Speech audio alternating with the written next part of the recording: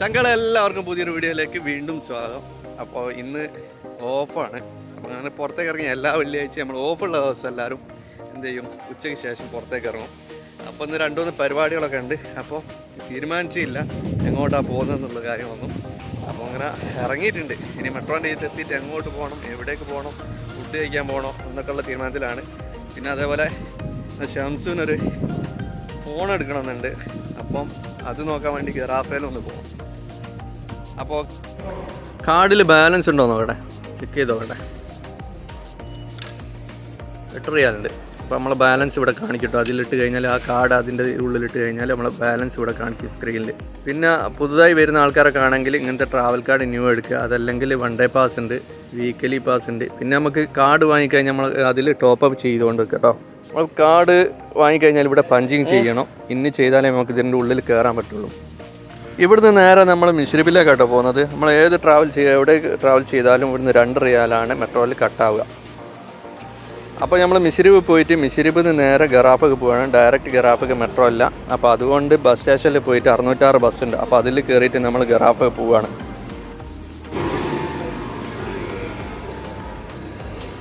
എന്തോ ഭാഗ്യത്തിനാട്ടോ നമുക്ക് ഈ ഒരു ബസ് കിട്ടിയത്.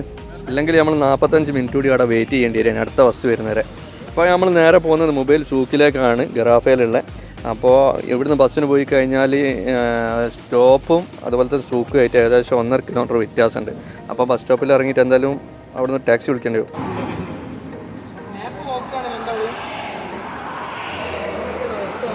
ഊബർ വിളിച്ചാൽ അതായത് എന്താ ഇവിടുത്തെ വട്ടം കറങ്ങുന്ന നേരം കൊണ്ട്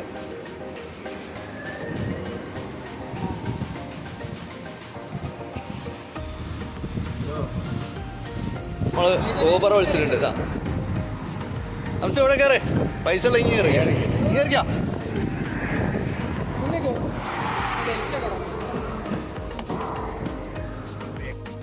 എന്റെ പൈസ അല്ല കേട്ടോ, ഇനി വിളിക്കണേ.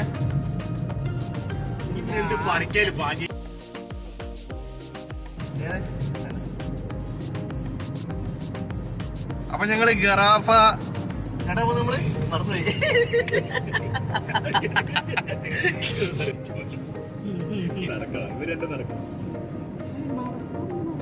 സംഭവം 1.5 കിലോമീറ്ററേ ഉള്ളൂ നമ്മളെ സൂക്കിലേക്ക്. ഞങ്ങൾ നടക്കാൻ വിചാരിച്ചപ്പോൾ നല്ല ഹ്യൂമിഡിറ്റിയാണ് പുറത്തിറങ്ങിയപ്പോൾ. അപ്പോൾ അതുകൊണ്ട് എന്തായാലും നമ്മൾ ടാക്സി വിളിക്കാൻ വിചാരിച്ചു. കാരണം ആ ചൂടും ഹ്യൂമിഡിറ്റിയും എല്ലാം കൂടി നടക്കുമ്പോഴേക്കും ഒരു വിധത്തിലാവും. അപ്പോൾ അതുകൊണ്ട് എന്തായാലും ടാക്സി വിളിക്കാൻ വിചാരിച്ചു. ഇങ്ങനെ ടാക്സി വിളിച്ച് പോവുകയാണ്.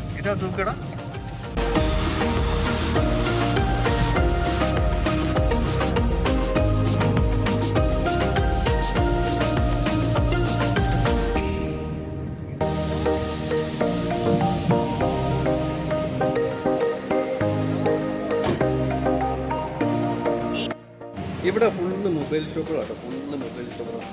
എവിടെ നോക്കിയാലും ഷോപ്പ് കണ്ടില്ല, കണ്ടമാനം ഷോപ്പുണ്ട്.